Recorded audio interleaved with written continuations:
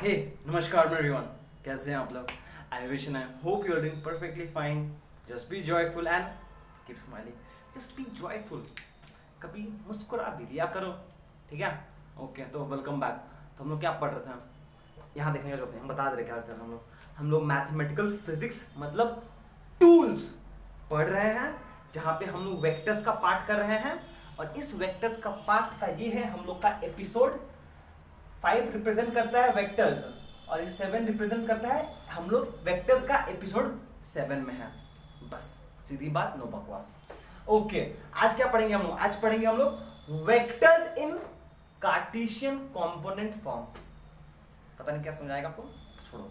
Vectors in Cartesian component. Vectors को अब हम लोग एक दूसरा फॉर्मेट में लिखना देखेंगे, इसको बोलते हैं कार्टेशियन फॉर्म. ठीक है? एंड कार्टेशियन वर्ड बहुत अनफिमिलियर नहीं है आप लोग के लिए. आप लोग इससे फिमिलियर हो. ये जो वर्ड है ये आता है कार्टेशियन ज्योमेट्री से. कार्टेशियन ज्योमेट्री, ठीक है? याद है कार्टेशियन ज्योमेट्री, कोऑर्डिनेट ज्योमेट्री. हम लोग क्लास 10 में पढ़े हैं कि ये एक एक्स एक्सिस है, इसका परपेंडिकुलर में एक दूसरा लाइन बना दो वाई एक्सिस, नीचे हो गया नेगेटिव वाई एक्सिस, इधर हो गया नेगेटिव एक्स एक्सिस. पढ़े है ना?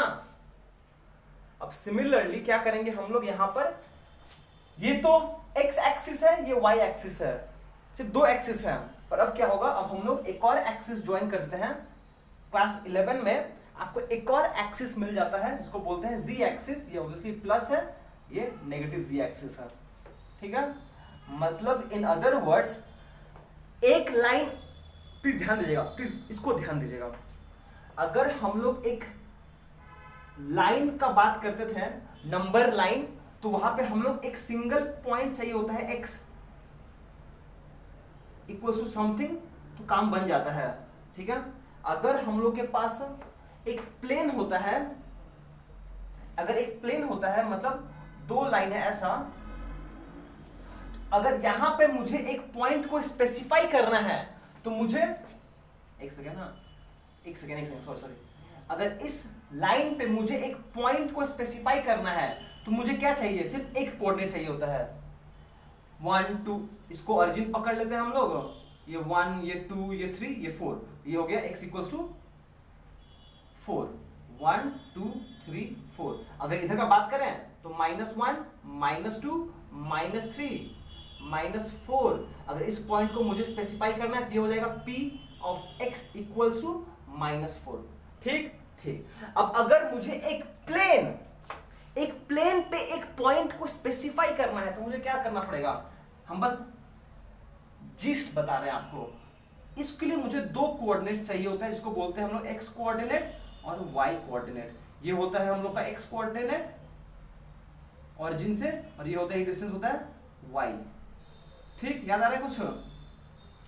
ठीक है. अब आया मजेदार चीज जो है हम लोग का स्पेस. अब अगर एक स्पेस में, स्पेस क्या है? 3 डायमेंशनल है. हम लोग का जो स्पेस है आसपास, सब चीज तो 3 डायमेंशन है ना. तो अब हम लोग को 3 कोऑर्डिनेट चाहिए होता है. मतलब ये एक लाइन है, अगर मुझे यहां पर एक पॉइंट स्पेसिफाई करना है तो मुझे 3 कोऑर्डिनेट चाहिए होते हैं, x y z. ये हो गया x, ये y, ये z. ठीक है? इसीलिए और इन जनरल स्पेस क्या है हम लोग का? 3 डायमेंशनल है ना. तो अगर मुझे, प्लीज ध्यान सुनिए, क्या बस हमको बता रहे हैं, अगर मुझे इस स्पेस में एक पॉइंट का पोजीशन जानना है, अगर पूरे स्पेस में एक पॉइंट का पोजीशन जानना है तो कैसे करेंगे हम लोग, वो समझना चाहते हैं आज हम लोग. ठीक है? एक पूरे स्पेस में एक पॉइंट का पोजीशन कैसे डिटरमाइन करेंगे हम लोग, वो जानना चाहते हैं. ठीक है? इसको करते हैं with the help of position vector, जो हम लोग आज सीखेंगे. ठीक है? ये सब चीज बस हमको समझा रहे हैं क्या कर रहे हैं हम लोग आज. ठीक है? ओके, ठीक है. इसको जरूरत नहीं कॉपी करने का, मिटा इसको हम. ठीक है? मिटा इसको. ठीक है? मतलब कि हम लोग लाइन के बारे में पढ़ चुके हैं, प्लेन के बारे में थोड़ा बहुत पता है हम लोग को।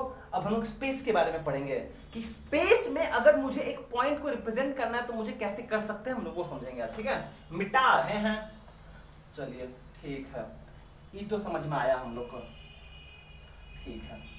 चाहो तो आप लोग कॉपी कर सकते हैं पॉज करके, कोई प्रॉब्लम नहीं है उसमें, ठीक है, ठीक है। अच्छा, अब आते हैं हम लोग आज क्या पढ़ेंगे, कुछ ज़्यादा बता दिए क्या पढ़ेंगे आज हम लोग, ठीक है। और उसके बाद क्या बोल रहे हैं, हाँ, अभी तक क्या पढ़े हम लोग, वेक्टर्स का इंट्रोडक्शन, एडिशन, सब्ट्रैक्शन, फिर laws of sines, laws of cosines हो गया। उसके बाद इक्विलिब्रियम के बारे में थोड़ा बहुत पढ़े लोग, प्रीवियस एपिसोड में पढ़े थे हम लोग, क्या पढ़े थे, resolution of vector in a plane, ठीक है। वहां से आज एक चीज यूज करेंगे हम, बस उसके बारे में बताते हैं हम। याद है आपको, अगर ये एक वेक्टर है ए जिसका मैग्नीट्यूड है ए मॉड, और ये एंगल अल्फा क्या हुआ है, तो what is the component along ये लाइन जिसके साथ ये एंगल क्या हुआ है। If the vector makes angle alpha with line ये, इसका कंपोनेंट कितना होता है, ए मॉड कॉस अल्फा, हाँ या ना।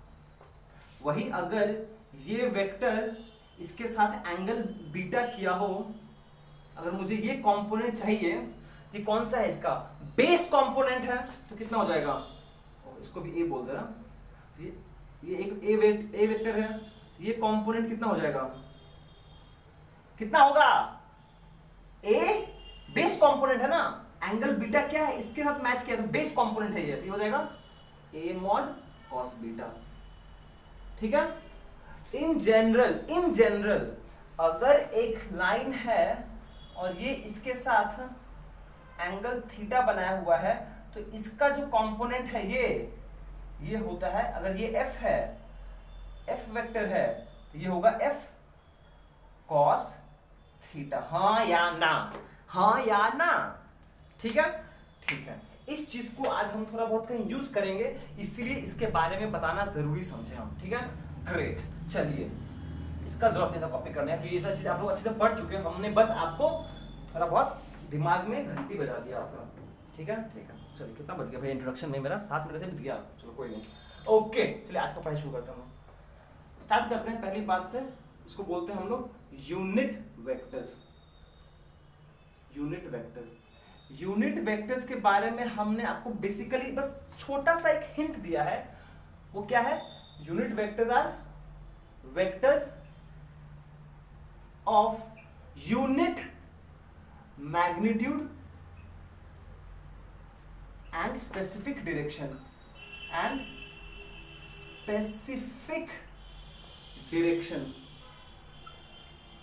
ठीक है, ठीक है।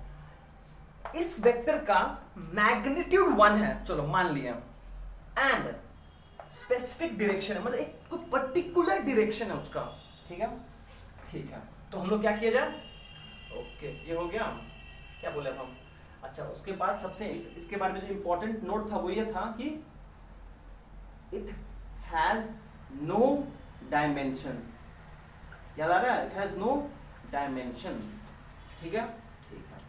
तो भैया, पर मुझे अब इस यूनिट वेक्टर को मैथमेटिकली समझना है, क्या करना है, मैथमेटिकली इंटरप्रेट करना है, कैसे निकाल सकते हैं अगर हम चाहें तो एक वेक्टर का यूनिट वेक्टर्स, ठीक है। चलिए आइए शुरू करते हैं हम। मान लीजिए आपके इन जनरल, लग रहा है एयरप्लेन मोड पे नहीं किए हैं, रुक जा जल्दी से कर देता, एयरप्लेन मोड पे करना बहुत जरूरी होता है। इन जनरल नोटेशन एक वेक्टर को कैसे लिखते हैं हम लोग, एक वेक्टर को हम लिख सकते हैं, कोई भी एक वेक्टर को हम कैसे लिख सकते हैं, उसका मैग्नीट्यूड इनटू डायरेक्शन, हाँ या ना। कोई भी एक वेक्टर को हम कैसे लिख सकते हैं, उसका मैग्नीट्यूड एंड उसका डायरेक्शन, ठीक है। मान लीजिए एक वेक्टर है ए, ठीक है, इसका मैग्नीट्यूड कैसे रिप्रेजेंट करते हैं बताए हैं आपको हम, ए वेक्टर का मॉड, या फिर सिंपली ए मॉड। आप यहाँ पे ए वेक्टर का मॉड लिख सकते हो या फिर सिंपली ए मॉड, आपका मर्जी, वो कोई मैटर नहीं करता। मॉड मतलब ये साइन, ठीक है। डायरेक्शन, रहा बात अब हम इस डायरेक्शन को कैसे रिप्रेजेंट करें। डायरेक्शन को रिप्रेजेंट करने का तरीका होता है ये ए कैप। इसको पढ़ते हैं, ये क्या है एक्चुअली में, ये है एक यूनिट वेक्टर, समझिए कुछ unit vector along a vector, ठीक है, ए वेक्टर। उसको पढ़ते हैं is read as a hat या फिर ए कैप ठीक है। इस वेक्टर के ऊपर इसको छोटा सा एक टोपी पहनाया जाता है, इसीलिए बोलते हैं ए हैट या फिर ए कैप। ये इसका नोटेशन है, ये नोटेशन है, क्या है उसका नोटेशन है भैया। आप ऐसे नोटेट करते, नोटेशन है, हम क्या करें अपन, बोलिए आप, ठीक है, ठीक है, ग्रेट। तो यहां से हम बोल सकते हैं भैया, यहां से क्या हम बोल सकते हैं, which implies a unit vector is equals to a vector by its magnitude। हाँ या ना, हाँ या ना, हाँ या ना। सिंपली यहां से एक वेक्टर लिखा हुआ है मॉडुलस इनटू इट्स डायरेक्शन। तो ये क्या हो जाएगा, इसको सब्जेक्ट अगर मुझे बनाना है तो इस वेक्टर को मुझे यहाँ पे नीचे भेजना पड़ेगा, भैया तुम इधर जाओ, भैया तुम इधर जाओ, ये नीचे आ गया। A vector equals to a unit vector is equals to ये, ठीक है। ए कैप क्या है, unit vector along a direction. समझ में आया? देखो ऐसे समझ लीजिए, मान लीजिए आपके पास यहां पर एक ये वेक्टर है ए, ये एक वेक्टर है, कोई भी स्पेसिफिक डायरेक्शन मुझे पता नहीं है, ये है वेक्टर ए, ठीक है, ठीक है। तो ये जो वेक्टर है, इस वेक्टर पे ना मान लीजिए हम एक लेंथ ले रहे हैं जिसका मैग्नीट्यूड 1 यूनिट है, ठीक है, और डायरेक्शन क्या है, अलोंग ए है। नहीं समझ में आ रहा कुछ, इतना क्लियर है? वेक्टर को हम उसका मैग्नीट्यूड टाइम्स डायरेक्शन लिख सकते हैं, कोई भी वेक्टर को उसको हम लोग मैग्नीट्यूड टाइम्स डायरेक्शन लिख सकते हैं। तो एक वेक्टर ये रहा, आर्बिट्ररी कोई भी एक वेक्टर चूज कर लिया, कुछ भी आप चाहो तो A B C D X Y Z कुछ भी लिख सकते हो, उसका मैग्नीट्यूड बार में रिप्रेजेंट करते हैं, और ये है उसका डायरेक्शन, मतलब unit vector along a vector, unit vector along a vector, ठीक है। और यूनिट वेक्टर का इसका इंपॉर्टेंस क्या है, इसका इंपॉर्टेंस क्या है कि यूनिट वेक्टर का अगर हम मॉडुलस लें तो आंसर आएगा 1 यूनिट। यूनिट वेक्टर का अगर मॉडुलस ले तो आएगा 1 यूनिट, ठीक है, ठीक है। अब हम इसी एक वेक्टर है ए, इसी वेक्टर के अलोंग एक छोटा सा वेक्टर लिए हैं जिसका लेंथ है 1 यूनिट। तो क्या हम बोल सकते हैं ये जो एक छोटा सा हम वेक्टर बनाए हैं, ये क्या है, ये है एक vector along A of unit magnitude,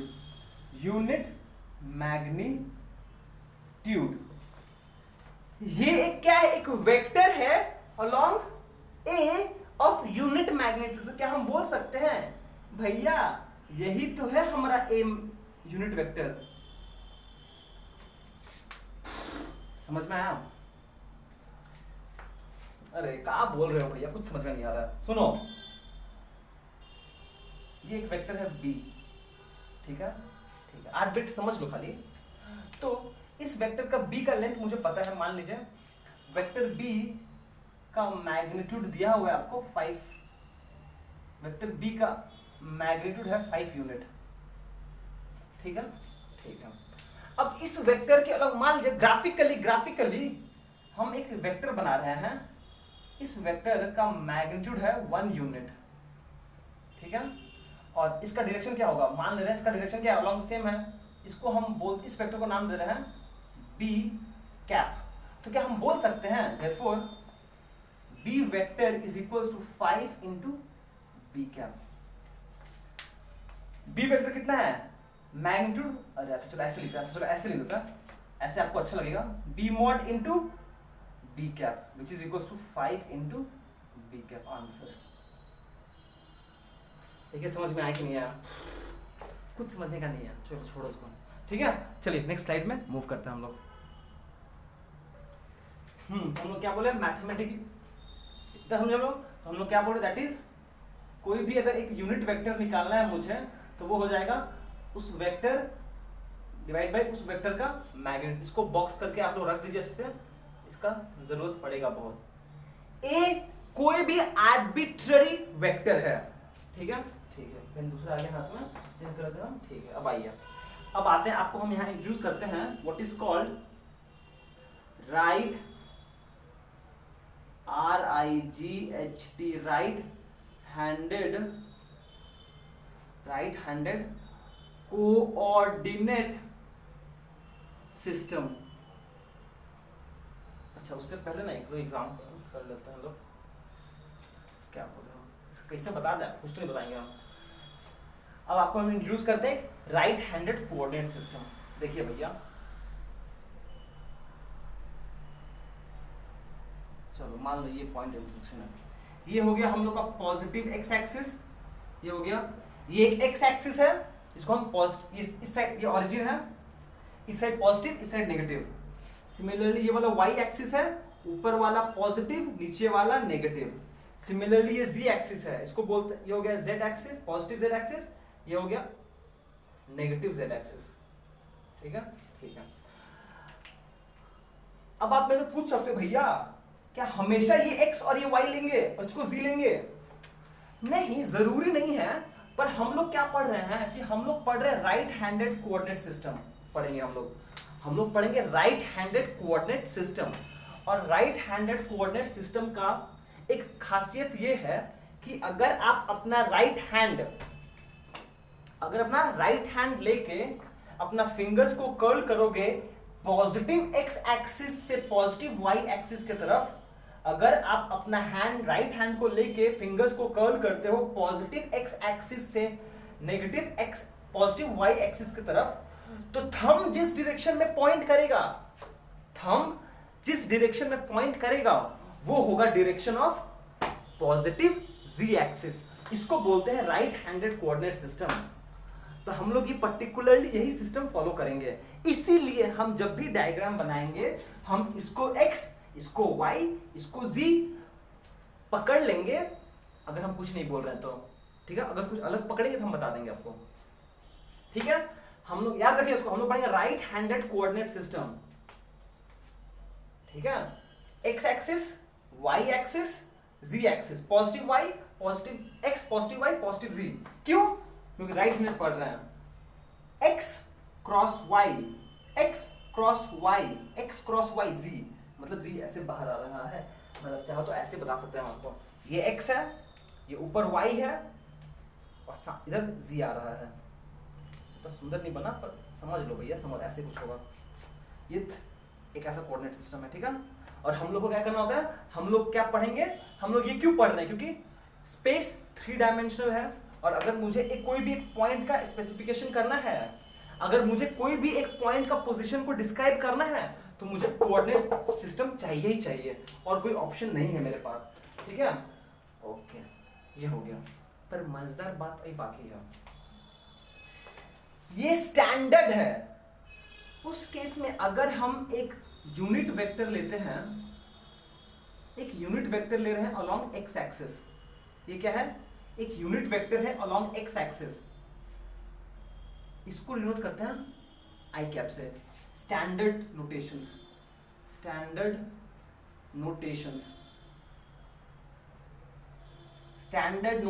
है, बस हम लोग को पता होना चाहिए।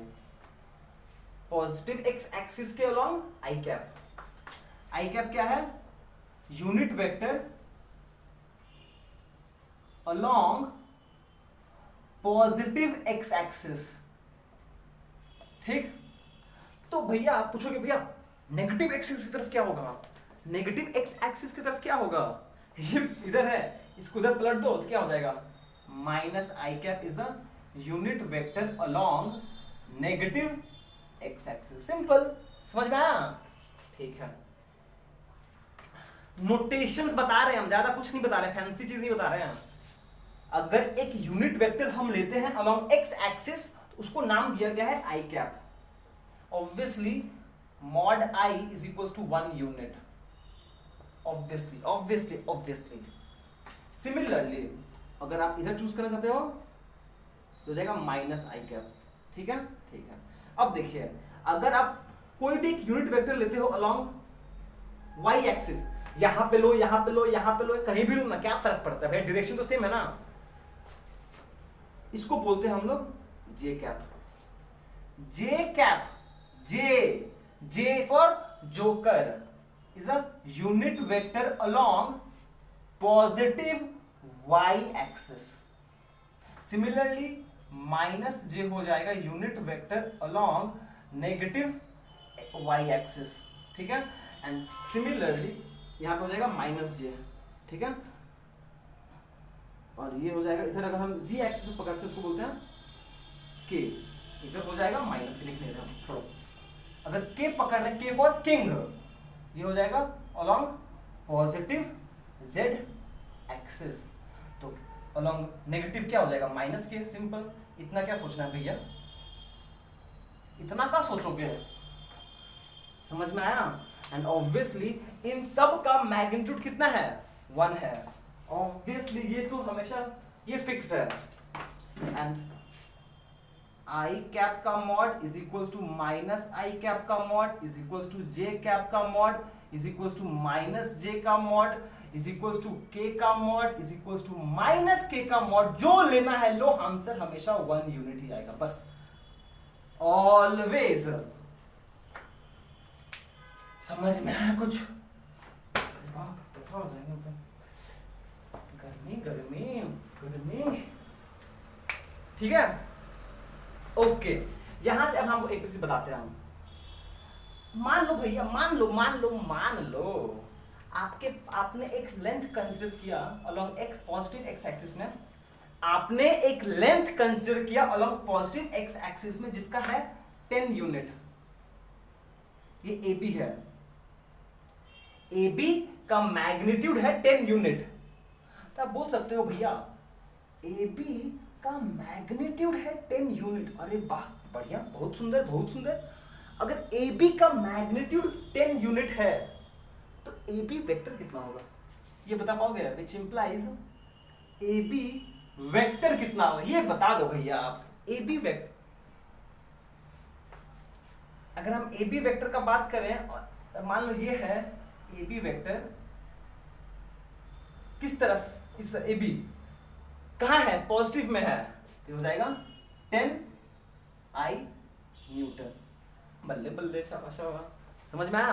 ओ भाई सॉरी हम न्यूटन क्यों लिखते हैं यहाँ पर, ठीक है समझा। सिमिलरली मान लीजिए आपने एक लेंथ कंसीडर किया है, तो बनाया ही नहीं है हम नेगेटिव में, एक और बनाएंगे, बस एक और ये माइनस वाई में है। आपने एक लेंथ कंसीडर किया सी डी और सी डी का मैग्नीट्यूड मान लो 3 यूनिट, सी डी का मैग्नीट्यूड है 3 यूनिट, ठीक। तो ये सी डी वेक्टर कितना होगा भैया, हम बोल सकते हैं अगर ये ऐसे डायरेक्टेड हो, इस तरफ डायरेक्टेड हो, अगर एरो इधर बना दे हम तो इस तरफ है, मतलब नेगेटिव वाई एक्सिस तरफ है, मतलब बोल सकते हैं 3 इंटू माइनस जे कैप, मतलब -3 जे कैप। बस और कुछ नहीं बोलना मेरे को, समझ में आया।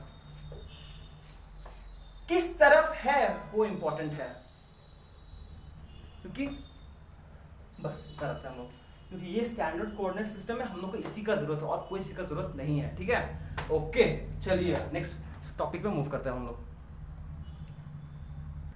और एक चीज हम बस मेंशन करने हैं, लिख दीजिए यहाँ पे, वी हैव द राइट, अब ये राइट मतलब राइट नहीं, राइट हक है, हक HAQ, हक to choose a given, choose a coordinate system. हम कैसे भी चूज कर सकते हैं, कैसे भी, किस तरफ भी चूज कर सकते हैं, मेरा मर्जी है, इस बात को ध्यान रखिएगा। इतना पावर हम लोग को दिया गया है। ठीक है, ठीक है। चलिए अब हम आपको नेक्स्ट में चलिए नेक्स्ट मूव करते हैं, जहाँ पे हम लोग पढ़ेंगे अब पढ़ेंगे हम लोग डायमेंशनलिटी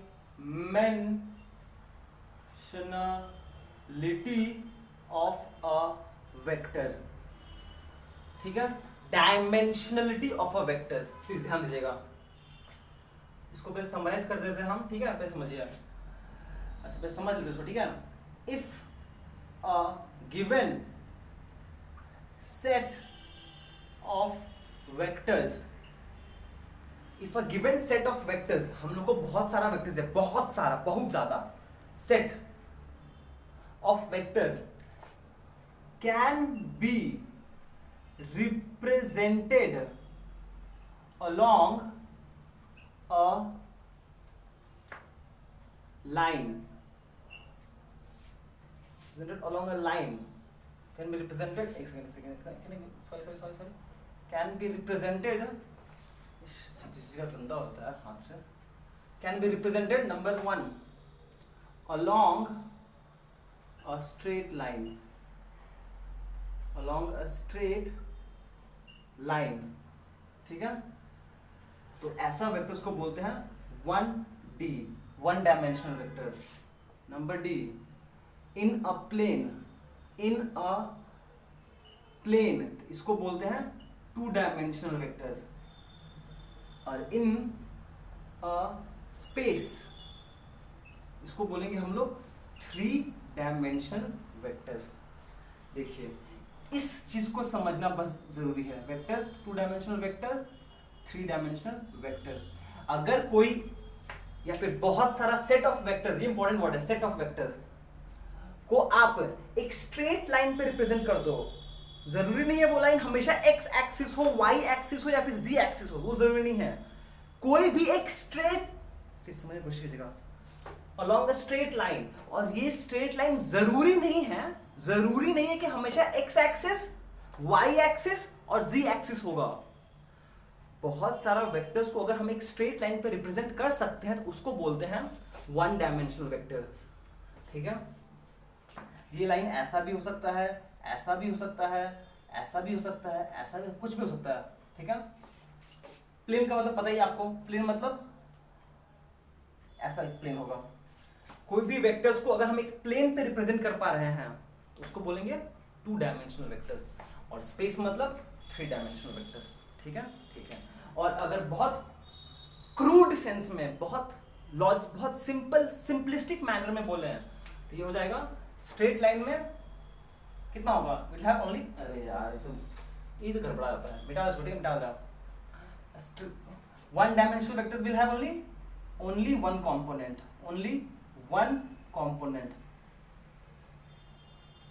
सिंपल वे में बता रहे थे हम, सिंपल वे में ये एग्जैक्ट, ये हमेशा सही है, ये हमेशा सही है।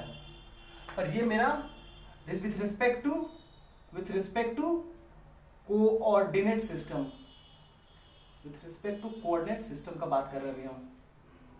तो अगर एक कंपोनेंट है, सिर्फ एक कंपोनेंट है तो उसको 1 डायमेंशनल, अगर 2 कंपोनेंट्स है तो 2 डायमेंशनल, और अगर 3 कंपोनेंट है तो उसको बोलेंगे 3 डायमेंशनल। ठीक है, ये चीज को आप अच्छे से नोट करके समझ लीजिए। अब जो चीज फॉलो करेगा वो बहुत इजी है, सब इजी है। आज कुछ नया नहीं पढ़ने वाले हैं। आपने रेजोल्यूशन ऑफ वेक्टर्स पढ़ा था ठीक से ना, रेजोल्यूशन ऑफ वेक्टर्स पढ़े थे ना हम लोग ठीक से, बस उसी का रिपीटेशन है आज डिफरेंट अप्रोच में। ठीक है, चलिए आइए इसको हम मिटा दे रहे हैं। चलिए अब मूव करते हैं एक एक करके। 1 डायमेंशनल वेक्टर्स हम लोग जो पढ़ेंगे ना, हम लोग पढ़ेंगे with respect to right handed coordinate system. Simple सा बात है, ये हम लोग का कोऑर्डिनेट सिस्टम है। ठीक है, ठीक है। 1 वेक्टर के बारे में हम लोग बात ऑलरेडी कर चुके हैं, बस आपको समझा दे रहे फिर से हम। ये x पकड़ेंगे हम पॉजिटिव, ये पॉजिटिव y, पॉजिटिव z। अगर मान लीजिए यहाँ पर एक वेक्टर है, ये एक a वेक्टर है। ठीक है, इसको क्या ले सकते हैं हम चाहे तो, इसका लेंथ है मान लीजिए 20 यूनिट। ठीक है, हम लोग बोलते हैं ऐसे, a vector is equals to a का मॉड इंटू i कैप। ये ए मॉड कितना है, ये है 20 आई कैप। इस वेक्टर का सिर्फ एक ही कंपोनेंट है, एग्जांपल्स ले रहे हैं हम लोग, एग्जांपल्स। इस वेक्टर ए का सिर्फ देखिए एक ही कंपोनेंट है अलोंग एक्स एक्सिस, और है ही नहीं। सिमिलरली अगर हम ऐसे लिख दें b इज इक्वल्स टू, मान लीजिए ऐसे लिख रहे हैं -30j, इसका मतलब क्या है, ये एक वेक्टर है, j मतलब y एक्सिस, माइनस मतलब अलोंग माइनस x एक्सिस, मतलब ये एक वेक्टर है along the minus x axis. आप यहाँ पे बोल सकते हो, इसको ऐसे लिख सकते हो, चाहो तो इसको ऐसे भी लिख सकते हैं हम, माइनस क्या बोला है उसको, अच्छा ठीक है, थोड़ा और ज़्यादा नहीं देते हैं। और सिमिलरली इसको लिखते हैं z, इसको लिख सकते हैं +30k कैप। इसका मतलब ये क्या है, ये क्या है, हम लिख नहीं रहे हैं, प्लीज समझ लो बस आप लोग। ये बेसिकली क्या है, a क्या है, a है vector along along positive x axis of 20 unit. b क्या है, b भी एक वेक्टर है of magnitude 30 unit along the minus y axis.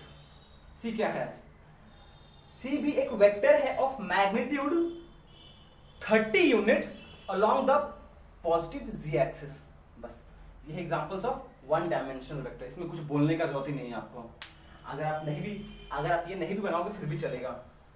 आपको ये समझ में आया, ठीक है, कुछ बोलने जरूरत नहीं यहाँ पर, बस मिटा उसको हम, ठीक है, मिटा है, ग्रेट।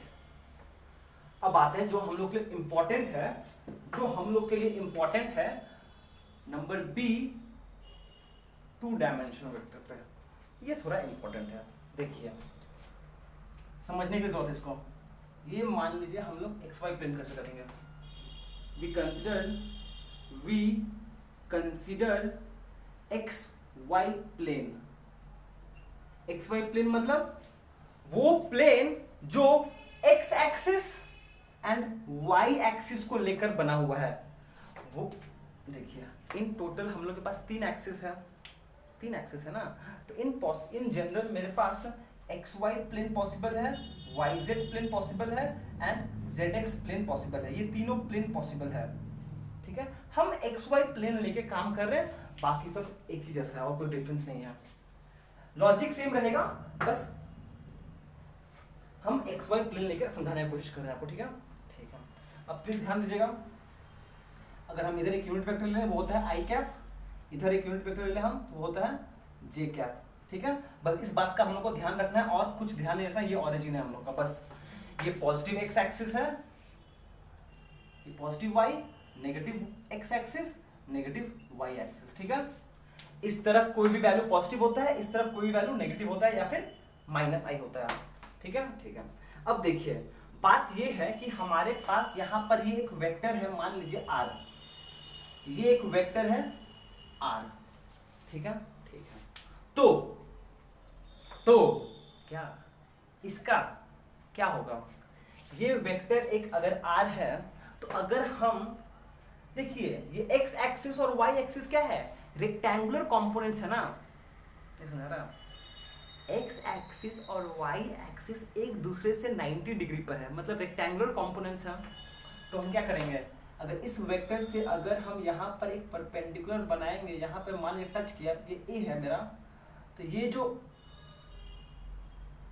अच्छा एक सेकेंड, तो ये जो लेंथ है OA, अच्छा मैं लिख रहा OA का जो लेंथ है इसको बोल सकते हैं हम लोग, सॉरी यहाँ पर लिखने के चक्कर में लिखा दे रहा हूँ, OA को हम बोल सकते हैं RX, क्यों, क्योंकि ये है मैग्नीट्यूड ऑफ द प्लीज समझने की कोशिश कर, क्या है ये, magnitude of the component of R along x axis, magnitude of the component of vector r along x axis, therefore अगर हम rx वेक्टर लिखे, अगर rx वेक्टर लिखें ये हो जाएगा rx इंटू आई कैप, और सिंस ये ये हो गया मेरा, ये हो गया rx, ये हो गया R X vector. R X क्या है, ये क्या है एक्चुअली, ये है component of R along x axis, ये है कंपोनेंट ऑफ आर, और आर एक्स क्या है, इसका मैग्नीट्यूड है। ठीक ठीक। सिमिलरली ये आर वाई है, सॉरी सिमिलरली अगर हम एक लाइन बनाए पैरेलल टू एक्स एक्सिस तो ये यहां पे कहीं कट करेगा, तो ये जो डिस्टेंस होगा बी ओ बी क्या हो जाएगा, जगह है यहाँ पर, हाँ जगह है, O B is equal to are Y बोल रहे हैं हम, लेट ये क्या है, ये है magnitude of the component of R along Y axis. ये चीज समझना जरूरी है। आर वाई क्या है, आर वाई है ये, देखो आर वाई वेक्टर क्या होगा, हम बोल सकते हैं R Y into J cap. देखिए समझ में आया कि नहीं आया, यही बस इंपॉर्टेंट चीज है। हम लोग अभी क्या कर रहे हैं, हम बस नोटेशंस को समझ रहे हैं, ताकि जब हम लोग motion in straight line, motion in plane पढ़ेंगे तो वहां पे हम लोग को नोटेशंस का ज्यादा चिंता नहीं करना पड़ेगा, बस हम लोग लिखेंगे, आप समझ जाओगे। ठीक है, इसलिए अभी थोड़ा मेहनत ज्यादा कर रहे हैं हम। ओके, तो ये आर एक्स है, ये हो गया आर वाई, ये हो जाएगा, ये आर एक्स वेक्टर है, ये हो जाएगा, ये अगर हम यहाँ पे वेक्टर का साइन दें, ये हो जाएगा आर वाई वेक्टर। ठीक है, आर वाई वेक्टर, ये इसका मैग्नीट्यूड है आर वाई, और ये यूनिट वेक्टर है अलोंग जे कैप। समझ में, अरे नहीं समझ में आया? फिर देखो हेयर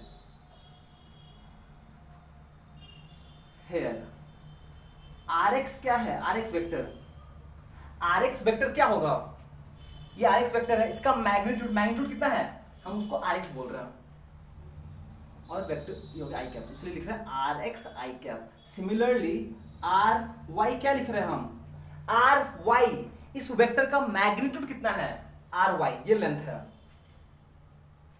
और डायरेक्शन क्या है अलोंग, इसके अलोंग यूनिट वेक्टर क्या है जे, ये हो जाएगा j which is equal to R Y j. ठीक है, ठीक है। अगर ये आर वाई है, प्लीज ध्यान दीजिएगा, अब मजेदार से जाएगा, ये अगर आर वाई है तो बाई प्रॉपर्टी हम बोले ये भी आर वाई होगा, ठीक है ना, और ये कितना है 90 डिग्री है। देखिए क्या यहाँ पे ट्राइंगल्स लॉ वैलिड है, O A C, R X और आर वाई सेम ऑर्डर में है, are X and R Y same order में है, आर ऑपोजिट ऑर्डर में है, हम बोल सकते हैं and here and from triangles law R vector is equals to R X vector plus are Y vector. ठीक है, एंड ऑब्वियसली आर एक्स और आर वाई के बीच में कितना एंगल है, 90 degree. Therefore, from Pythagoras theorem in 2 dimension हम बोल सकते हैं r square is equals to rx square plus ry square, मतलब कि r का मॉड is equals to rx square plus ry square का स्क्वायर रूट। समझ में आया कि नहीं आया? ठीक है ना, R X is equal to ये, इजी, बहुत इजी था, बहुत इजी था। जगह है मेरे पास नीचे, हाँ जगह है। और अगर अगर अगर अगर अगर अगर ये एंगल, अगर मान लीजिए ये एंगल अगर अल्फा होता तो टैन अल्फा कितना होता, and tan alpha is equal to perpendicular by base, perpendicular by base मतलब R y by rx, which implies theta is equals to tan inverse ry by rx। ठीक है, देखिए ये चीज आपको समझ में आया कि नहीं आया? हम यहाँ पे बस ये दिखाना चाहते हैं आपको कि अगर एक वेक्टर एक प्लेन में है, उसका कितना कंपोनेंट्स होगा, 2 कंपोनेंट्स होगा, एक होगा अलोंग x एक्सिस, एक होगा अलोंग y एक्सिस। हम लोग को ये चीज समझना है कि अगर एक वेक्टर है, यहाँ पे मेरे पास एक वेक्टर था r, और हम देख रहे हैं कि एक वेक्टर r को हम rx प्लस ry लिख सकते हैं। Which is equals to R X क्या है, are X I cap plus R Y J cap, ये इसका मैग्नीट्यूड है और ये इसका डायरेक्शन है, ठीक है। ये है 2 डायमेंशन में, एंड जो चीज एक्स वाई प्लेन के लिए वैलिड है वो सारा चीज वाई जेड या फिर जेड एक्स प्लेन के लिए भी वैलिड है, ज्यादा सोचना नहीं पड़ेगा आपको, ठीक है। ठीक है, समझ में आ रहा ना, ठीक है।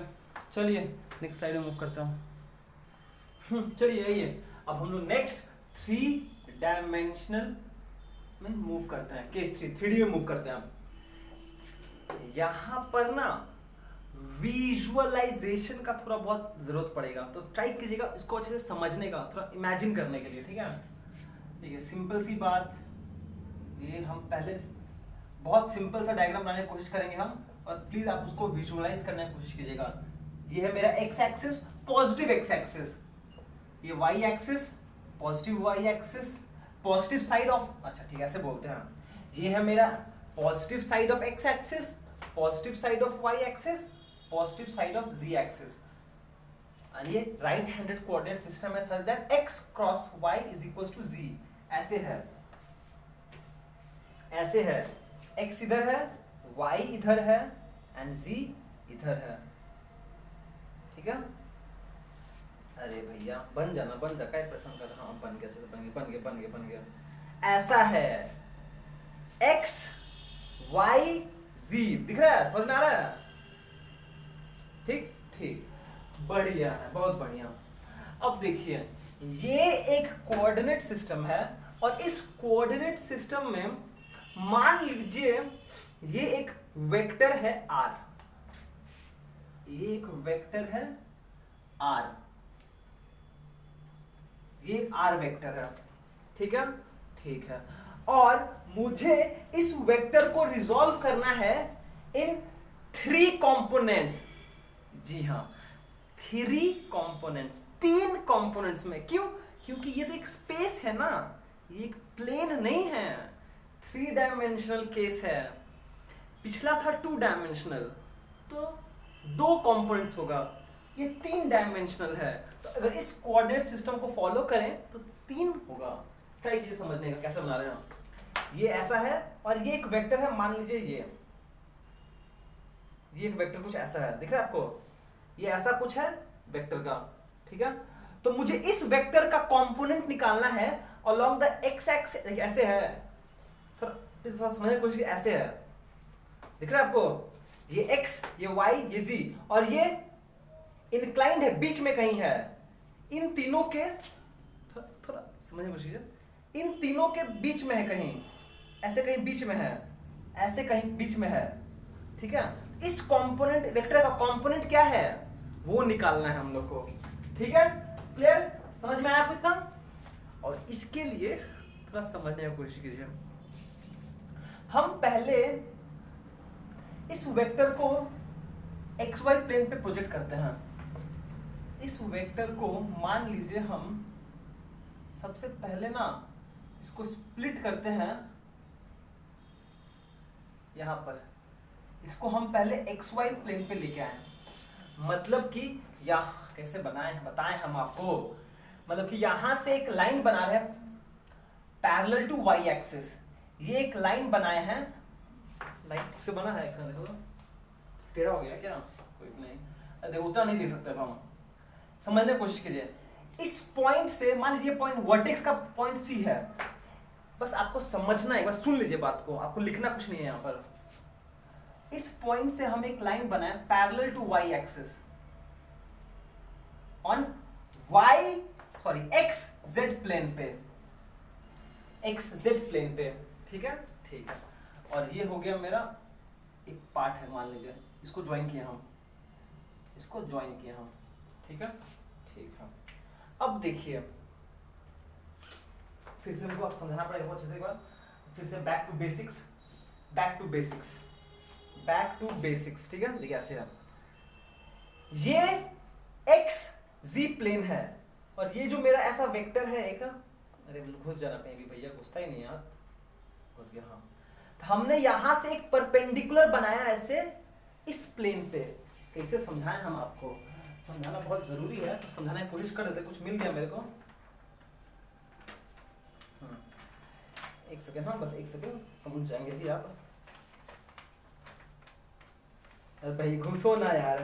हाँ घुस गया। देखिए ये एक प्लेन दिख रहा है आपको, ये जो पेपर है प्लेन का, वही तो प्लेन ऑफ पेपर है। तो यहां से अगर, अरे यार हाँ चलो ठीक है, अब ठीक है। एक सेकेंड ना, बस एक सेकेंड टाइम दीजिए, टाइम आउट हो गया। यही तो मेरा एक्स वाई प्लेन है।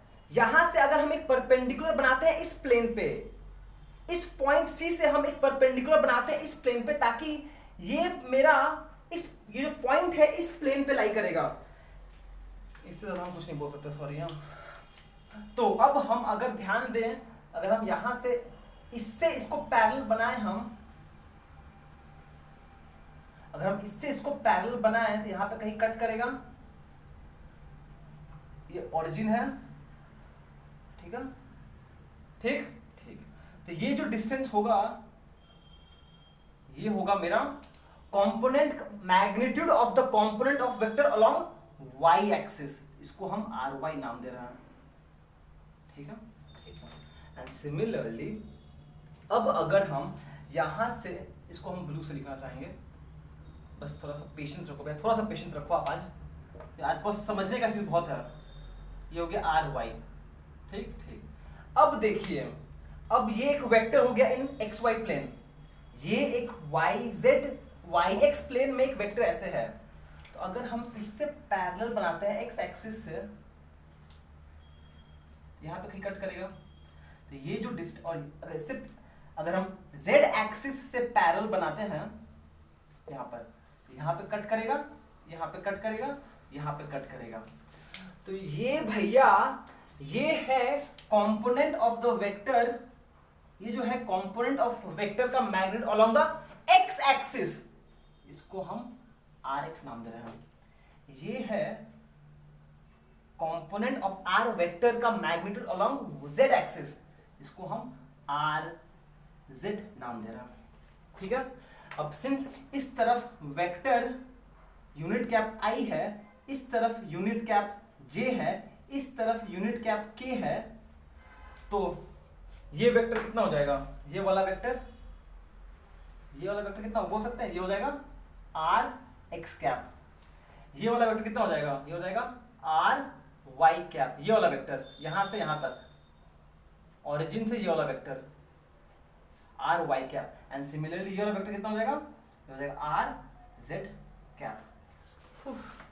देखिए समझ में आया कि नहीं आया, कि फाइनली हमने एक वेक्टर को जो आर था उसको तीन कंपोनेंट में डिवाइड कर दिया, तीन कंपोनेंट में। एक है along x axis R X, एक है along Y axis R Y, एक है along Z axis R Z, ठीक है। तो आई होप आपको समझ में आया हो, नहीं आया फिर बैक कैलकुलेशन करते हो। देखिए ये एक वेक्टर है आर एक्स, ये एक वेक्टर है आर जेड, ठीक है। अगर इन दोनों का अगर हम वेक्टर एडिशन करें, ये आएगा, पैरेललोग्राम बनाएंगे, ये आएगा, ये क्या होगा, ये हो जाएगा are X plus are Y, हाँ या ना, ठीक है। सब भूल जाओ। देखिए ये एक वेक्टर है आर एक्स, ये एक वेक्टर है आर जेड। प्लीज ध्यान दीजिएगा, अच्छा प्लीज ध्यान दीजिएगा, प्लीज प्लीज प्लीज प्लीज दो ध्यान दो, ध्यान दो, ध्यान दो। ये एक वेक्टर है, छोटा बनाएंगे इसका, स्मॉलर वर्जन बनाएंगे। ये एक वेक्टर है आर एक्स, इसको नाम देते हैं ए ओ ए ओ बी ओ सी, ठीक है, ओ ए ओ बी ओ सी, ये हो गया ओ ए। और ये एक वेक्टर है आर जेड, ठीक है, ओ सी।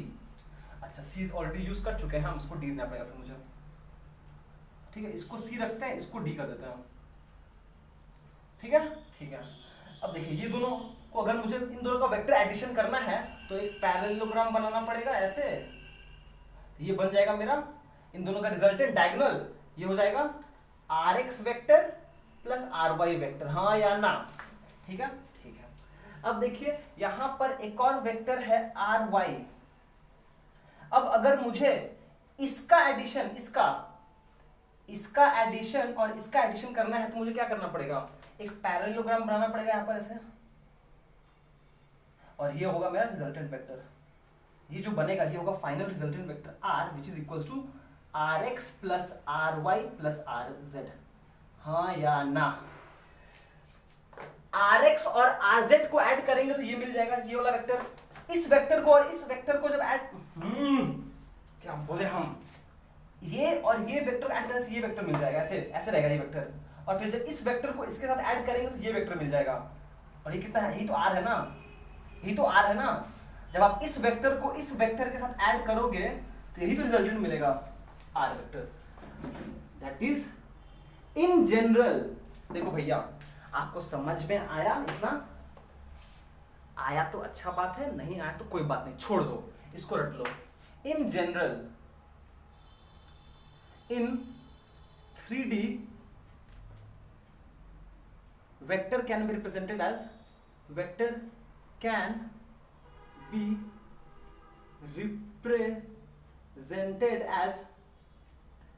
r vector is equals to rx vector plus ry vector plus rz vector, ठीक है? where rx vector is the vector along x axis, इसको बोल सकते हैं rx into I cap। ry is the vector along, ry vector क्या है? Vector है, is a vector along y axis of magnitude ry, sorry direction j होगा, and rz is also a vector along z axis, ठीक है? ठीक। and अगर हम use करें from analogy,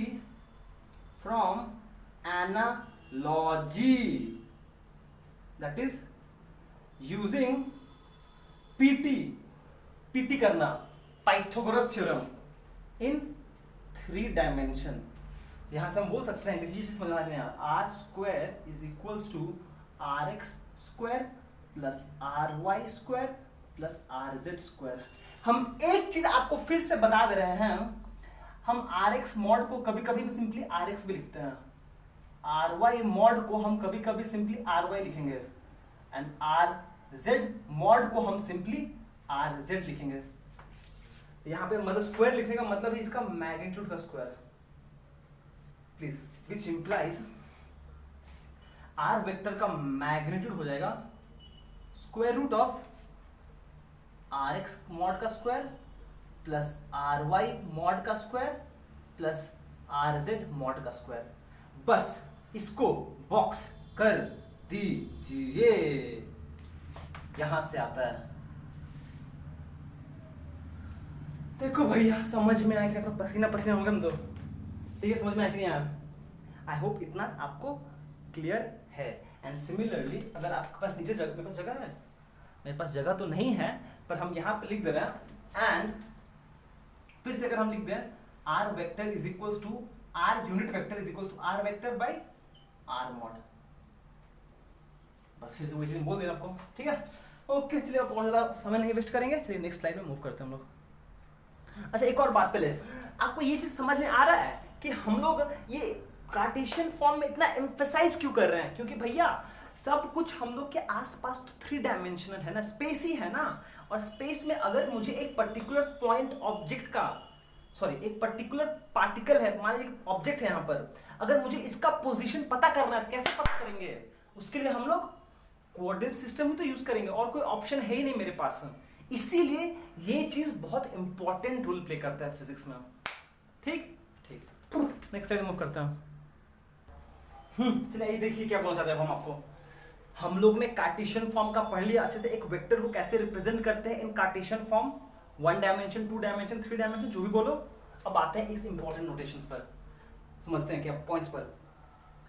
सम या फिर differences of two or more vectors in Cartesian form.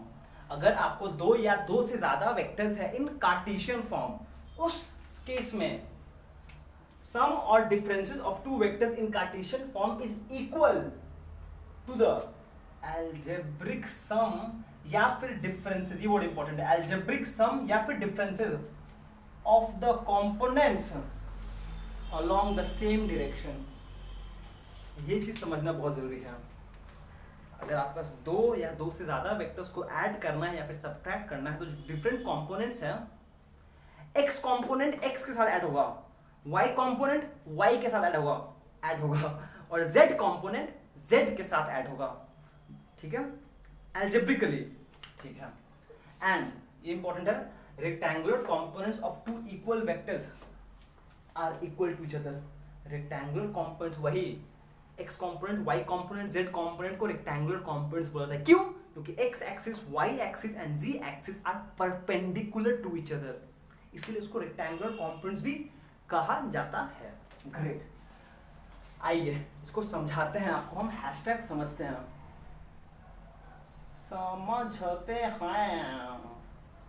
Please ध्यान दीजिएगा।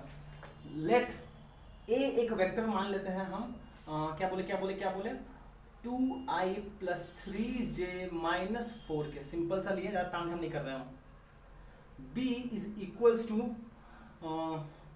3i - 2k, 3i - 2k। अब बोलो भैया जे तो है नहीं है, मेरा क्या जाता है, जे नहीं है मतलब क्या, वो जीरो है, छोड़ दो उसको, ठीक है।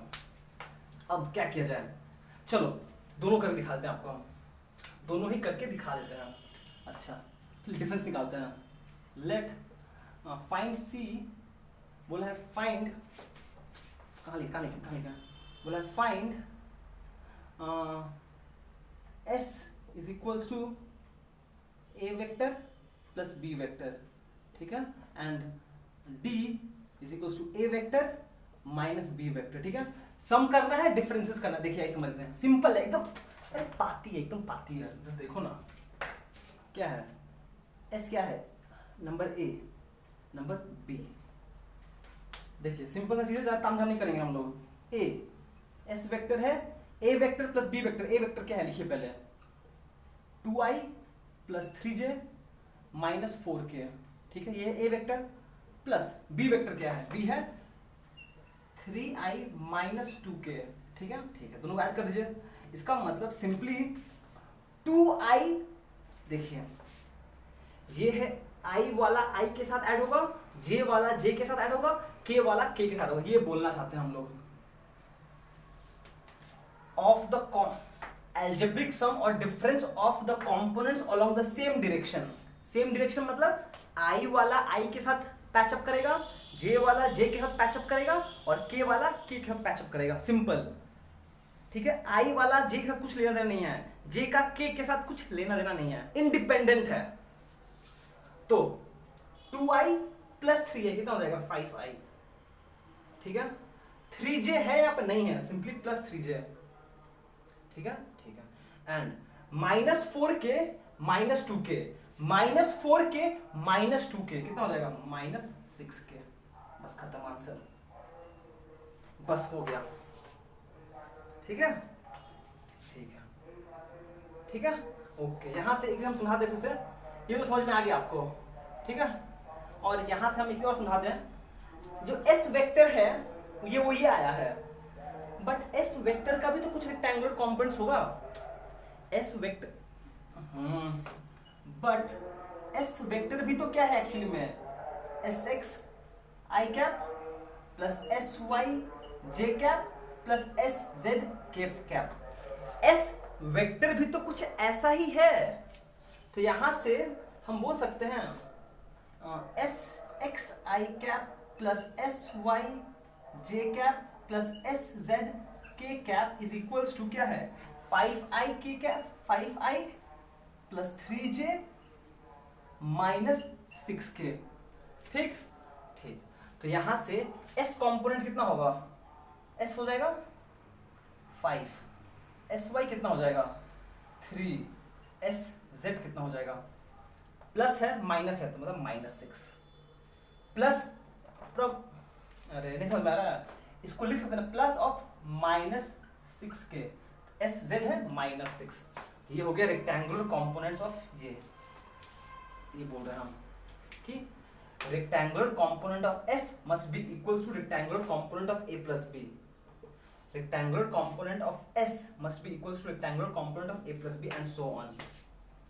समझ में आया, समझ में आया, ठीक है, आइए कोई बात नहीं, समझ में आया कि यहाँ मिटा इसको, ठीक है, मिटा दिए हम तो मिटा दिए। अब देखिए सिमिलरली इसको समझाते हैं हम आपको, इसको समझ लेते एक बार जल्दी से, तो आइडिया और क्लियर हो जाएगा आपका। बी डी वेक्टर क्या है, आप अगर इन जनरल, अच्छा बाद में करते हैं उसको हम। ए वेक्टर क्या है, 2i plus 3j minus 4k minus B vector 3i minus 2k। अब प्लीज ध्यान दीजिएगा, please please please please please please please ध्यान दीजिए, सामने माइनस है, जब इसको आप ब्रैकेट ओपन करेंगे तो माइनस का साइन, सामने माइनस है ना, तो इसका सबका साइन चेंज हो जाएगा, इस बात का ध्यान रखना बहुत जरूरी है। ये क्या बन जाएगा, ये तो 2i plus 3j minus 4k minus 3i plus 2k, ये तो पता है सबको, ठीक है। तो ये कितना हो जाएगा, ये हो जाएगा 2i। अब सिंपल एल्जेब्रिक सम कर दिया, अब सिंपल सा algebraic sum, 2i minus 3j, 2i minus 3i, 2i minus 3i minus i, 3j और j है कहीं नहीं है तो प्लस 3j, ठीक है, okay, minus 4k plus 2k, minus 4 plus 2 minus 2k, ठीक ठीक, ये हो गया डी वेक्टर, ठीक है। पर अगर आपको इसका अगर रेक्टेंगल, ये आंसर हो गया, ठीक है। अगर आपको बोला है कि भैया डी का रेक्टेंगुलर कंपोनेंट्स क्या है, डी का रेक्टेंगुलर कंपोनेंट्स क्या है, तो वो निकाल सकते हैं हम। डी का रेक्टेंगुलर कंपोनेंट्स मतलब कि लेट डी को ऐसे भी तो लिख सकते हैं ना, dx vector plus dy vector plus dz vector, मतलब कि dx वेक्टर क्या होगा, dx इंटू आई, dy वेक्टर क्या होगा, dy इंटू जे, और dz क्या होगा, dz इंटू के कैप, ठीक है। तो ये मस्ट बी, ये d है, ये d है, इसका मतलब विच इंप्लाइज, अगर हम कंपेयर करें तो ये भी d है, ये भी d है, तो i वाला कंपोनेंट इक्वल होगा dz, dx कितना हो जाएगा, -1। अरे इसको ऐसे लिख लो ना, अगर कंफ्यूजन है तो, -1i cap plus 3j cap plus -2k cap, ठीक है। अब तो सही है, सबको प्लस फॉर्म में लिख दिया, माइनस अंदर लिख दिया, तो dx कितना होगा, -1, dy कितना होगा 3, dz कितना होगा -2, आंसर। अगर पूछा होता, यह है रेक्टेंगुलर कंपोनेंट्स ऑफ डी, ये क्या है, rectangular components of D vector, ठीक है। हम बस आपको ये समझाना चाहते हैं भैया, जब दो या दो से ज्यादा वेक्टर्स दिया हुआ है, उसको ऐड या फिर सब्ट्रैक्ट करना है, तो वो एल्जेब्रिकली ऐड होगा, और आई वाला आई के साथ में ऐड होगा, जे वाला वेक्टर जे के साथ, के वाला के साथ, एल्जेब्रिक एडिशन बस, और कुछ नहीं, ठीक है। और यहाँ पर rectangular components of two vectors are equal, अगर ये है तो अगर हम चाहे इक्वेट भी कर सकते हो, dx ये होगा dy ये होगा, ठीक है। चलिए ठीक है, अब हम लोग नेक्स्ट स्लाइड पे मूव करते हैं, अब हम लोग ऑलमोस्ट खत्म करने वाले हैं आज का क्लास। चलिए आइए नेक्स्ट स्लाइड में मूव करते हैं, हम लोग नेक्स्ट टॉपिक है जिसका नाम है directions cosine, directions cosine of a vector, ठीक है ठीक है। प्लीज इसको समझने की कोशिश करते हैं कि direction cosine of a vector का मतलब क्या होता है। प्लीज ध्यान दीजिएगा, ध्यान दीजिएगा, ये मेरे पास एक कोऑर्डिनेट जो सिस्टम है, एक्स एक्सिस मान लीजिए पॉजिटिव साइड, पॉजिटिव वाई, और ये पॉजिटिव जेड, ठीक ठीक, बढ़िया है, बहुत बढ़िया बहुत बढ़िया बहुत बढ़िया, क्या बात है, ये हमारी ओरिजिन है। तो चलिए ये आइए, ये हो गया हमारा वेक्टर आर, ठीक है, ये एक वेक्टर आर है बस, और ज्यादा बात नहीं करेंगे हम लोग, ठीक ठीक।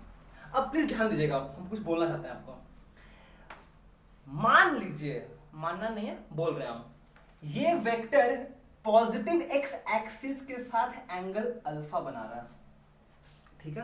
क्या बोले हम, ये वेक्टर पॉजिटिव एक्सिस के साथ एंगल अल्फा बनाया है, पॉजिटिव वाई एक्सिस के साथ एंगल बीटा बनाया, और यही वेक्टर पॉजिटिव z एक्सिस के साथ एंगल गामा बनाया है। क्या समझ में आया कुछ क्या बोले हम बोल रहे हैं भैया अगर इसको हम एक सिंप्लीफाइड फॉर्म में बनाएं आपके लिए, एकदम सिंप्लीफाइड फॉर्म में, तो मान लीजिए ये x एक्सिस है, ये y एक्सिस है, ये z एक्सिस है, पॉजिटिव x एक्सिस, ये है पॉजिटिव, इस ओरिजिन है। बस मान लीजिए भैया, बता रहे हैं, सुनने की कोशिश, समझने की कोशिश कीजिए क्या बोल रहे हैं हम। ये ओरिजिन है, ये पॉजिटिव z एक्सिस। पहले समझिए क्या बोल रहे हैं हम। हाँ दिखाई दे रहा ना पूरा चीज, अरे वाह मक्खन की तरह दिखाई दे रहा है। हम बोल रहे हैं कि मेरे पास एक वेक्टर है r सच दैट ये एंगल किया है अल्फा विथ x एक्सिस, ये एंगल बनाया है बीटा विथ y एक्सिस, और मान लीजिए कैसे बनाया है, ये एंगल बनाया है गामा विथ z एक्सिस। हाँ या ना, यही चीज हम बोल रहे हैं आपको। Let r be a vector which makes an angle alpha, beta, gamma with the positive x axis, positive y axis and positive z axis, positive x axis, positive y axis and positive z axis। कुछ लिखवाएंगे नहीं हम भी, ठीक है ठीक है। उस case में हम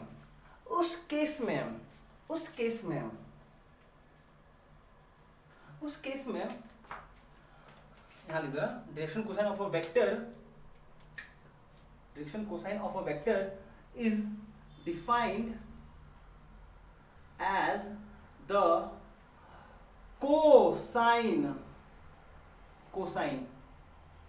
cosine of the angles made by the vectors with the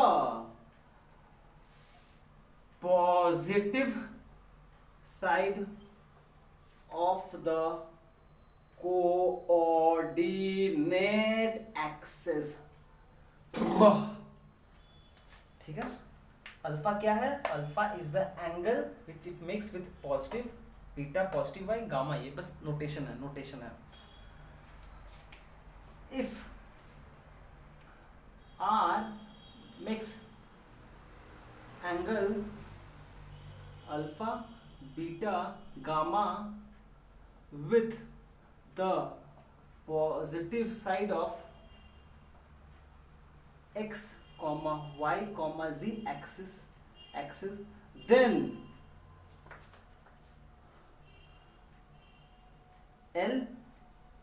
cos alpha, cos beta and cos gamma, इसको बोलते हैं direction cosines. Cosine of the angle, cosine of the angle cos alpha beta gamma angle है, तो cos alpha cos beta cos gamma को बोलते हैं direction cosines. Cos alpha को प्यारा सा नाम है L, कॉस बीटा का प्यारा सा नाम है M, कॉस गामा का प्यारा सा नाम है N।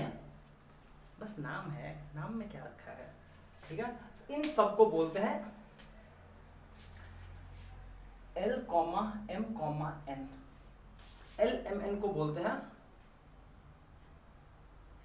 डायरेक्शन को, दिखाई दे रहा क्या लिख रहे हैं हम? हाँ दिखाई दे रहा है, direction cosines of a vector. ठीक है ठीक है। पर कहानी अभी खत्म नहीं हुआ है, कहानी अभी बाकी है। आपको तो याद ही होगा हम क्या बताए थे आधे समय आज। अगर हम इस वेक्टर R, इस वेक्टर R, ठीक है, देखिए इन जनरल तो हम ये लिख सकते हैं ना, ये तो होना ही है Rx plus Ry plus Rz, ये तो होना ही है। दिखा चुके हैं आपको हम आज कि इस वेक्टर को हम इस फॉर्म में लिख सकते हैं, हाँ या ना, जहां पर Rx हो जाएगा Rx i कैप, Ry हो जाएगा Ry j कैप, Rz हो जाएगा Rz k कैप, हाँ या ना, होना ही है वो तो, है ना। हाँ अब देखिएगा, अब मजेदार चीज है। अब अगर हम इस r का कंपोनेंट लेते हैं अलोंग x एक्सिस, तो ये हो जाएगा मेरा, इसको बोलेंगे हम rx। पर rx कितना होगा, ये इसका बेस कंपोनेंट है, r का बेस अल्फा के रिस्पेक्ट में, अगर अल्फा के रिस्पेक्ट में बात किया जाए तो इसका बेस कंपोनेंट है कितना होगा, r cos अल्फा। समझ में आया? तो यहां से हम बोल सकते हैं rx by r is equal to cos alpha. समझ में आया? मजा मजा देखा, मजा आया? ये डायग्राम को हम ऐसे तोड़ दिए हैं। तो उस केस में ये वेक्टर r एंगल बीटा बना रहा है with respect to y axis. तो अगर हम इसका प्रोजेक्शन लें तो ये होगा इसका बेस कंपोनेंट, कितना होगा अलोंग y एक्सिस, कितना है ry कितना होगा, अगर हम बीटा के रिस्पेक्ट में बात करें तो हो जाएगा r cos बीटा। तो यहां से ry by r is equal to cos beta. समझ में आ रहा है कुछ क्या बोल रहे हैं? और सिमिलरली अगर हम इसका कंपोनेंट ले यहाँ पर, ये जो बनेगा ये होगा r z, वो कितना होगा r cos गामा। यहाँ से r z by r is equal to cos gamma. देखिए ये चीज समझ में आया कि नहीं आया? ये तो प्रीवियस डे पढ़े थे हम लोग। ठीक ठीक, यहां से हम बोल सकते हैं कॉस अल्फा एक्चुअली में क्या होगा, ये होगा a x by sorry r बोल रहे ना, तो हो जाएगा are x by r which is equal to are y by r is equal to r z by r. और यह जो सिंपली आर लिखे है ना वो सब मैग्नीट्यूड है, ठीक है। एंड यहाँ पर एक सिंपल सा रिलेशन नोटिस कर सकते हैं आप, देखिएगा प्लीज ध्यान दीजिएगा, ये हो गया डायरेक्शन कोसाइंस, ठीक है। एंड हेयर प्लीज नोटिस कीजिएगा l square plus m square plus n square is equal to क्या होगा, is equal to cos square gamma plus cos square beta plus cos square alpha. अरे यार देख लो देख लो देख लो, कॉस स्क्वायर अल्फा प्लस लिखना ही पड़ता है लोगों, beta plus cos square gamma, क्या करें हम भैया, मतलब कि this square by this square plus this square, मतलब आर एक्स बाई आर का square plus are y by r का square plus are z by r का स्क्वायर, ठीक है। इसको लिख सकते, जगह है मेरे पास, आई होप जगह हो, मेरे पास नहीं है, कोई बात नहीं, इसको लिख सकते हैं हम। सुन लो सुन लो सुन लो सुन लो सुन लो, नीचे सेम है आर, तो नीचे आर स्क्वायर आ जाएगा, ऊपर क्या होगा r x square plus R Y square plus are Z square, यहाँ लिख रहा हो जाएगा are x square plus R Y square plus are Z square divided by r square. पर एक्चुअली में r square plus R Y square plus are Z square क्या है, actually में आर स्क्वायर ही तो है, 1। तो ये प्लीज ध्यान दीजिएगा कि l square plus m square plus n square is equal to 1, कि sum of the squares of direction cosine is equal to 1। दिखाई दे रहा है? हाँ दिखाई दे रहा है, लास्ट तक दिखाई दे रहा ना, हाँ दिखाई दे रहा है, ठीक है। तो ये है direction cosines. Direction cosine simply क्या है, cosine of the angle made by the vector with the positive x axis, बस इतना है। अगर आपको एंगल पता है आप direction cosines l m n निकाल सकते हो। अगर पॉजिटिव विभाग अल्फा क्या है तो cos alpha cos beta cos gamma, बस इतना ही है और कुछ नहीं है। और ये बस तरीका बताया हम निकालने का, क्या होता है are x by r, r y by r, r z by r, cos gamma cos beta cos, यहाँ से सीखे हम लोग, इसे सीखे थे ना प्रीवियस डे, ठीक है। चलो देख लो पास से आप, हम लोग नेक्स्ट साइड में मूव करते हैं। चलिए ये नेक्स्ट जो टॉपिक हम लोग को कवर करना जल्दी से वो है पोजीशन वेक्टर। बैक जहां जो चीज हम लोग को जानना था, फाइनली हम लोग वहां पहुंच गए। स्टार्टिंग में बताया था ना, ये जो जितना भी हम लोग वेक्टर्स पढ़ रहे हैं इन कार्टेशियन फॉर्म, जो भी हम लोग अभी तक पढ़े हैं, ये सब पढ़ने का मतलब बस यही था कि हम ये चीज समझ सकें, ठीक है। मतलब कि बस ये पोजीशन वेक्टर समझने के लिए हम लोग को अभी तक पढ़ना पड़ा, जितना भी पढ़े हम लोग 1 घंटा 15 मिनट, ठीक है। यही इंपॉर्टेंट है हम लोग का पोजीशन वेक्टर, एंड एक और है डिस्प्लेसमेंट वेक्टर। बस यही समझने के लिए हम लोग इतना माथा पेची किए आज, ठीक है। तो चलिए आइए समझाते हैं, पहले समझा देता हूँ, पहले सुन लीजिए क्या बोल रहे हैं हम ये बोल रहे हैं कि मान लीजिए ये एक पॉइंट है, एक आर्बिट्ररी पॉइंट है P, एक पॉइंट है जिसको हम P से रिजेंबल कर रहे हैं। ये एक पॉइंट है इन स्पेस।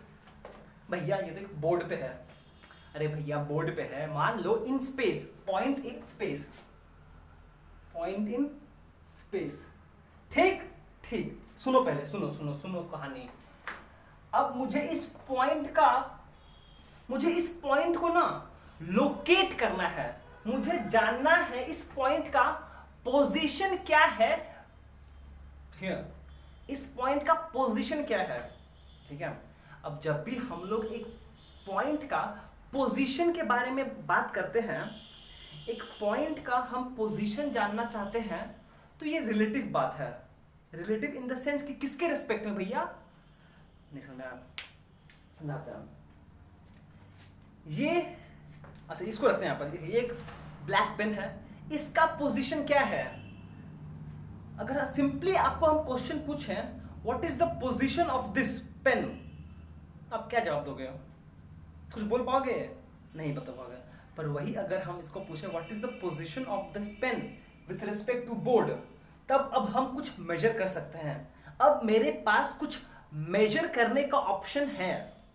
अगर हम वही बोले what is the position of this pen with respect to me, मेरे से, तो अब हम कुछ मेजर कर सकते हैं। बट सिंपली अगर बोल दे भैया what is the position of this pen, बस तो क्या बोलोगे? कुछ नहीं बोल पाओगे।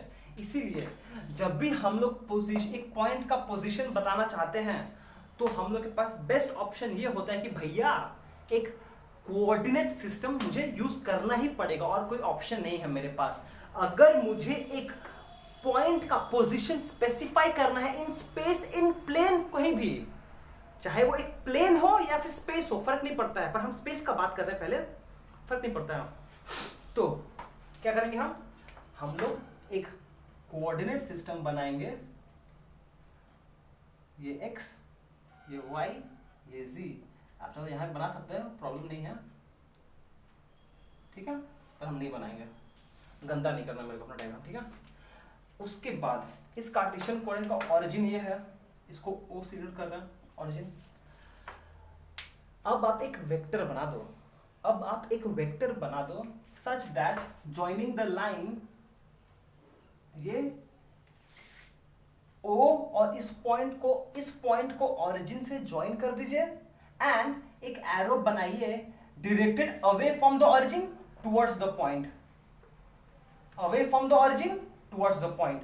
तो ये जो वेक्टर बन जाएगा ना, एक नया वेक्टर, इस वेक्टर को बोलते हैं पोजीशन वेक्टर।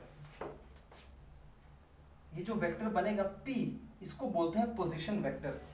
और इसको बहुत सारे जगह में हम लोग नॉर्मली R वेक्टर से डिनोट करते हैं, ठीक है। अब जैसे ही इसको हम पोजीशन वेक्टर से डिटरमाइन कर दिए, इसका 3 कंपोनेंट होगा। मान लीजिए इसका R है और इसका कंपोनेंट्स है R, X, Y, Z। ये एक पोजीशन वेक्टर है जिसको हम लोग R वेक्टर से डिनोट कर रहे हैं, जिसका कंपोनेंट्स है X, Y, Z, ठीक है। Therefore, if R is a position vector with components X, Y, Z, इसका मतलब ये होता है भैया सीधा कि R vector is equals to X I cap plus Y J cap plus Z K cap. ये हो गया पोजीशन वेक्टर, और इसी को बोलते हैं हम लोग position vector for point P, for point P, इसी को बोलते हैं, इसी भैया को बोलते हैं हम लोग। समझ में आया? नॉर्मली हम P लिख रहे हैं, पर P से डिनोट करते नहीं हैं हम लोग।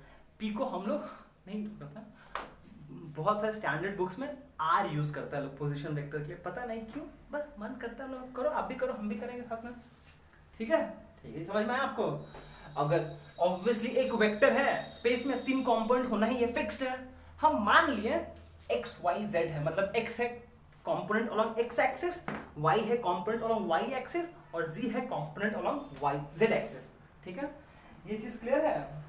मतलब कुछ ऐसा है, दैट इज इफ अगर एक दैट इज P1 एक पॉइंट है with coordinates x1 y1 z1, P1 एक पॉइंट है with coordinates components x1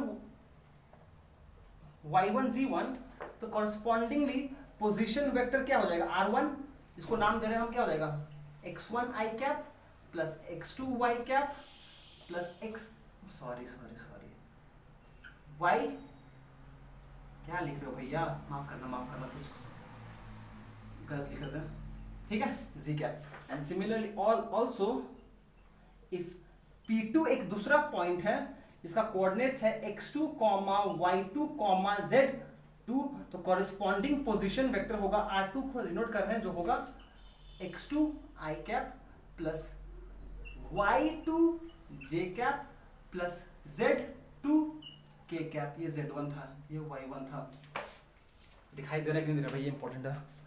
x1 y1 z1 x2 y2 z2 दिखाई दे रहा है।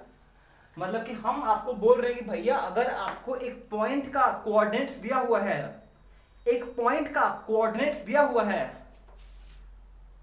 तो आप उसका पोजीशन वेक्टर लिख सकते हो ना, है ना, लिख सकते हो ना। ग्रेट, बहुत बढ़िया। ठीक है, अब हम यहीं से कंटिन्यू करें क्या, और मिटाना पड़ेगा मेरे को, मिटाना टाइम लगेगा। चलो आप सब कॉपी कर लो, नेक्स्ट स्लाइड मूव करता हूँ। और हाँ एक और चीज़, हाँ यहाँ पे जो समझाए हैं ना वो सेम चीज यहाँ पे लिखा हुआ है। To locate the position of a point in space, right handed, RH मतलब right handed coordinate system is chosen and a vector which connects the origin and the point directed away from the origin towards the point is called the position vector corresponding to that point। ठीक है, चलिए अब और कुछ नहीं बोलना है मेरे को यहाँ पर। चलिए ये आज का लास्ट टॉपिक है, लास्ट कंप्लीटली लास्ट है, बस खत्म करेंगे। ठीक है, ओके चलो देखो क्या पढ़ना है हमको, डिस्प्लेसमेंट वेक्टर बहुत ही जरूरी है भैया, बहुत ही जरूरी है हम लोग के लिए। क्यों? क्योंकि जब हम लोग मोशन पढ़ेंगे तो हम लोग वहाँ पे डिस्प्लेसमेंट पढ़ेंगे, इसीलिए बहुत जरूरी है डिस्प्लेसमेंट। ठीक है, समझते पहले, समझता हूँ मैं यहाँ पे लिखे हैं पर हम समझाना चाहते हैं पहले, समझिए पहले।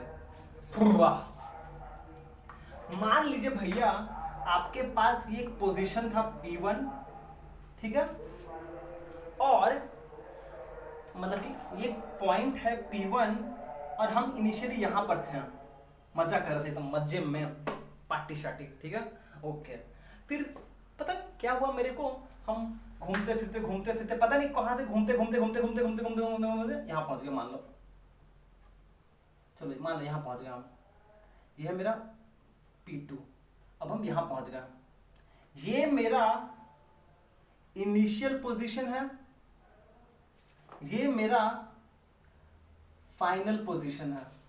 ठीक, हम इनिशियली यहाँ पर थे, घूमते पता नहीं कैसे भी हम कोई भी पाथ फॉलो किए, मुझे फर्क नहीं पड़ता, बू बू या फिर ये वाला पाथ फॉलो करो आप, या फिर डी ये वाला पाथ फॉलो करो, आपका मर्जी है, वो कोई मैटर नहीं करता है, पता है ना आपको, डिस्प्लेसमेंट में कोई फर्क नहीं पड़ता। ठीक है, आप कौन सा पाथ फॉलो करके गए हो वो कोई मैटर नहीं करता है, बस आप पहुंच गए वहां पर।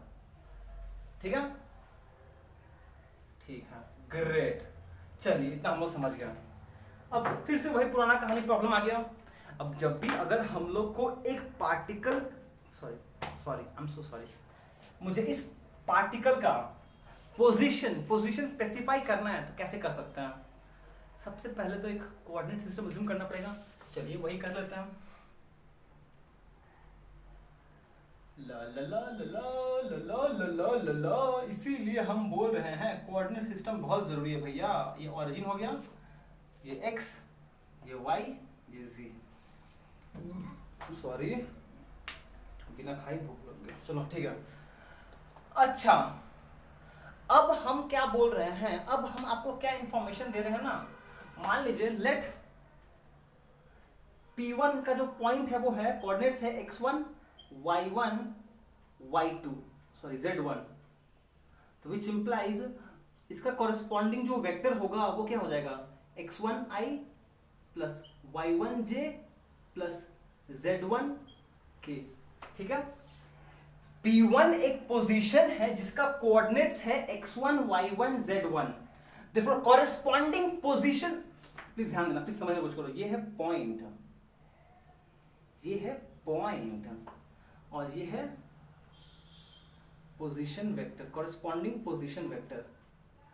ठीक है, तो और वेक्टर कैसे बनेगा, ऐसे बनेगा भैया, सीधा सीधा, ज्यादा दिमाग नहीं चलाना है, इसको हम r1 बोल रहे हैं। ठीक, एंड सिमिलरली इस पॉइंट का पोजीशन विथ रिस्पेक्ट टू इस कोऑर्डिनेट सिस्टम मान लेते हैं, एंड P2 है x2 y2 z2 which implies corresponding position vector क्या हो जाएगा, x2 क्या x2 i cap y2 j cap plus z2 k cap, ये इसका पोजीशन वेक्टर है, ये पॉइंट का कॉरेस्पॉन्डिंग पोजीशन वेक्टर है। ठीक है, ठीक है, मतलब कि यहां से हम एक लाइन बनाएंगे,